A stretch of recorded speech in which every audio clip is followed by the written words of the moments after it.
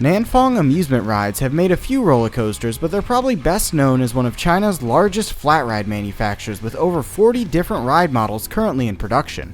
Before we move into their flat rides, let's take a quick moment to cover their history. In 1988, Nanfang was founded. Like most Chinese ride companies, it started as a toy company owned by the Chinese Communist Party.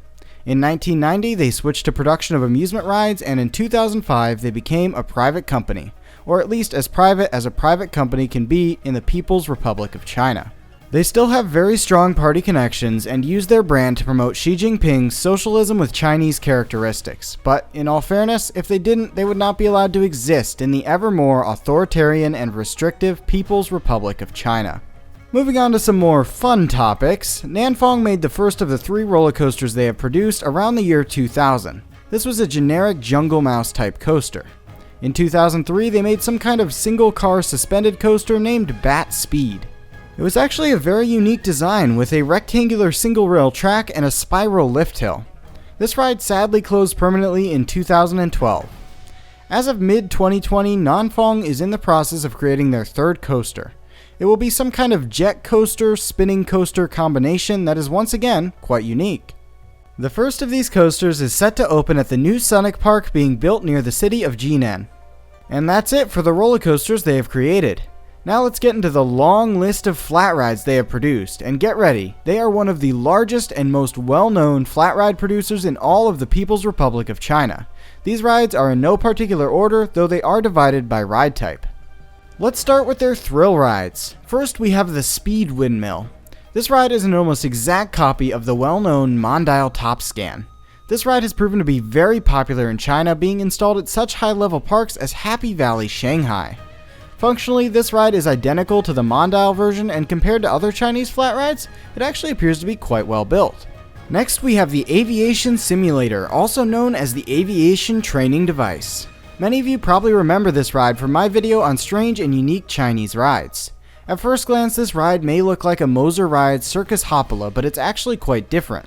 This ride has unique stand-up/flying gondolas that have a controlled spin throughout the cycle. Currently, only one installation of this ride exists that I'm aware of, and it's at Lua Adventure in Xinjiang Autonomous Region. Yes, that is the same region as the concentration camps. But hey, let's not get that social credit score too low now.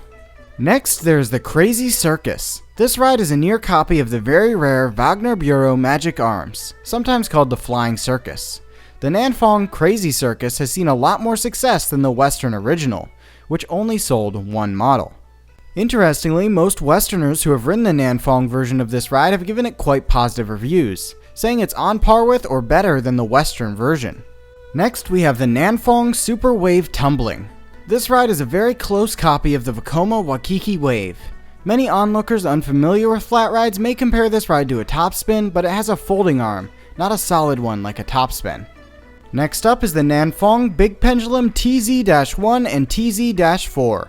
These are both spinning, non-inverting pendulum rides that swing up to 110 degrees. The TZ-1 is 14.7 meters or 48 feet tall and has 30 seats. The TZ-4 is 18.8 meters or 62 feet tall and has 42 seats. These are both basic, non-inverting spinning pendulum rides, and with how ubiquitous this ride type is, I don't really see a point in claiming this as a knockoff. Next up is the 360 Challenger. This is Nanfang's inverting spinning pendulum ride model. It rises to 28 meters or 92 feet and seats 30 riders. This is not the same model of Chinese-made inverting spinning pendulum ride that broke apart in India last year. That was an unlicensed copy of this model made illegally in China's Hunan province, China's unofficial knockoff ride capital. Rounding out the thrill rides, we have the Gyroscope Legend. This ride is a near exact copy of the ABC Rides Tourbillon prototype that debuted at a fair in Hong Kong in 2016. This ride differs from the ABC Rides version in that the main support arms do not lower, meaning that the riders must board the ride in a way similar to a topspin. Once the riders have boarded, the staircase rotates away from the gyroscope and the ride starts. Moving on to the tower rides, they've created 2 models of knockoff Starflyers, the Aloftfly GF48i and the GF66i. The number in both model names represents the height of each ride in meters. Then there's the fairly unique Spin Lifting Tower TX-1. This ride is like a slower, smaller version of a Starflyer with outside-facing, individually lifting seats. This is the indoor model. The outdoor model of the spin lifting tower is the TX-2. The only major difference between the two being that the TX-2 is slightly taller. Next up is the Star Warship. This ride is essentially a resurrection of an old-fashioned European-style swing ride. Since this ride is more of a resurrection of an old design rather than a knockoff, I kind of respect Nanfong for bringing it back. Next we have the Swing Rotating Umbrella, and yep, it's a wave swinger. Rounding out the tower rides is the Fashionable Swinger. This ride is a near exact knockoff of the Mondial Ride's Swinger. This ride does look to run just as fast as the ride it copied though, surely making it one of the more fun flat rides at any park it's installed at. And yes, I do mean park. Unlike most Western flat ride manufacturers, Nanfong only makes permanent rides. This is interesting because most Western flat ride manufacturers make most of their money off sales of transportable flat rides. In the interest of time, I'm going to start moving through these rides, or at least the less interesting ones, a little bit faster. If you wish to investigate any of these rides any further, I've left a link to Nanfong's site in the description. Moving into spinning rides, they make a teacups ride called Spinning Lifting Coffee Cup Ride with 95 seats. They've also made a smaller version with 72 seats. Next, they have a Trabant ride named Fire Phoenix. The Trabant in the West is no longer in production, so this is once again a resurrection of a long-gone Western ride model. So once again, I kinda have to praise Nanfong for creating this model. Then there's the Magic Big Straw Hat, which... Why is this such a dumb name? Then there is the Magic Big Straw Hat, which is some kind of sombrero ride using the same eccentric lifting system as a Schwarzkopf Monster 1 with outside-facing spinning gondolas. This is another semi-unique ride from Nanfong. They've also made carousels. Lots and lots of carousels. Finishing up the spinning rides, we have the Couple Speed. This ride essentially takes a Huss Flipper and a Teacups ride and puts them together. This ride can be themed to whatever the park requests and normally has some kind of fiberglass scenery placed in the middle of the ride.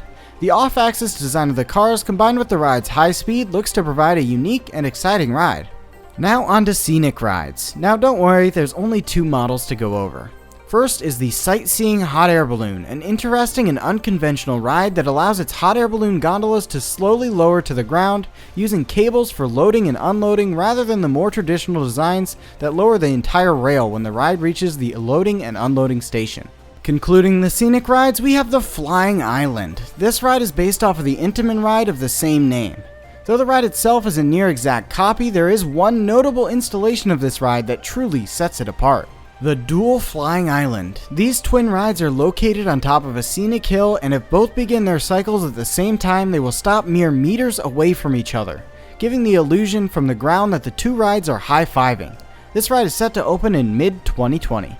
And that's it for Nanfong's most common flat rides. They also make a lot of dark rides and water rides, but in the interest of time, I've not covered them here. Nanfong is certainly not near as offensive as some other Chinese manufacturers, and I feel that they do have at least some interest in creating innovative and quality rides. With the uncertain future of the People's Republic of China, it will be interesting to see what happens to these ride manufacturers in the next few years. In my opinion, the only Chinese amusement ride companies that will be able to survive in a post-CCP world will be ones that provide high quality and innovative rides, and I feel that unlike other PRC ride manufacturers, Nanfong is well on their way to creating just that.